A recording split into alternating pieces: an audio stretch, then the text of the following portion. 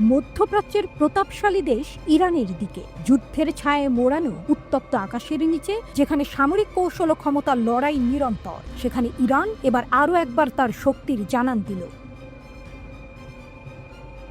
ভূগর্ভে লুকিয়ে থাকা এক বিশাল সামরিক নগরী, যার প্রতিটি সুড়ঙ্গ এক একটি রহস্যের চাবিকাঠি, তার দ্বার এবার উন্মোচিত হয়েছে বিশ্বের সামনে। ইরানের রাষ্ট্রীয় গণমাধ্যম এক মনোমুগ্ধকর ভিডিও প্রকাশ করেছে, এক দীর্ঘ সংকীর্ণ সুড়ঙ্গ যার দেয়াল ঘেঁষে দাঁড়িয়ে আছে অজস্র যুদ্ধাস্ত্র, প্রস্তুত আঘাত হানতে।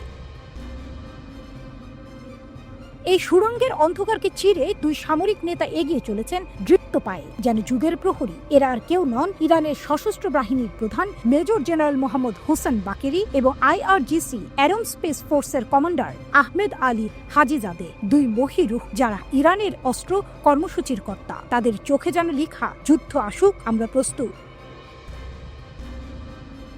যেখানে লুকিয়ে আছে ইরানের সামরিক মহিমার সব চিহ্ন, কিবের, শেহিন, GHS, সেজিল, হার, আর রয়েছে ক্রুজ ক্ষেপণাস্ত্র, যে অস্ত্র ইরান ব্যবহার করেছিল গত বছর ইসরায়েলের বিরুদ্ধে হামলায়। প্রতিটি ক্ষেপণাস্ত্র যেন এক একটি বজ্র কঠিন সংকল্প, প্রতিটি রকেট যেন রণহুঙ্কার।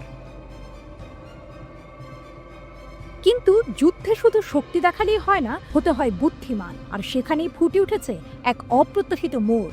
ভিডিওতে দেখা যাচ্ছে এই সুড়ঙ্গের অস্ত্রাগারে নিরাপত্তা ব্যবস্থা নিয়ে বড় সড় প্রশ্ন উঠেছে। প্রতিরক্ষা বিশেষজ্ঞদের মতে, বিস্ফোরণ প্রতিরোধী দরজা কিংবা আলাদা আলাদা কামরার অভাবের ফলে এই অস্ত্র ভাণ্ডার এক বিশাল মৃত্যুকূপে পরিণত হতে পারে। যদি একটি মাত্র ক্ষেপণাস্ত্র বিস্ফোরিত হয়, তবে একে একে পুরো স্থাপনাটি ধ্বংসস্তূপে পরিণত হতে পারে। এই গোপন ক্ষেপণাস্ত্র শহর কি শক্তির প্রতীক, নাকি দুর্বলতার ইঙ্গিত? এরই মধ্যে আকাশে মেঘ ঘনিয়ে আসছে।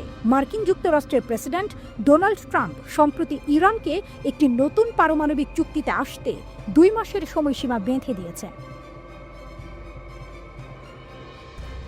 এখন ট্রাম্প শুধু হুঁশিয়ারি দিয়েই থামছেন না, ইয়েমেনি বিদ্রোহীদের সমর্থনের অভিযোগে ইরানকে হুঁশিয়ারি দিয়েছেন আরও কঠোর ব্যবস্থা নেওয়ার। সঙ্গে সঙ্গে যুক্তরাষ্ট্র তার সামরিক শক্তি বৃদ্ধি করছে পশ্চিম এশিয়ায়।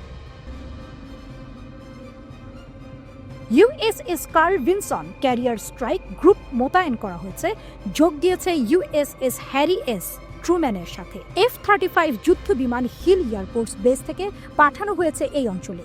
ভারত মহাসাগরের কৌশলগত অবস্থানে থাকা ব্রিটিশ দ্বীপ ডিওগা গার্সিয়ান মোতায়েন হয়েছে স্টেলথ বোমারু বিমান।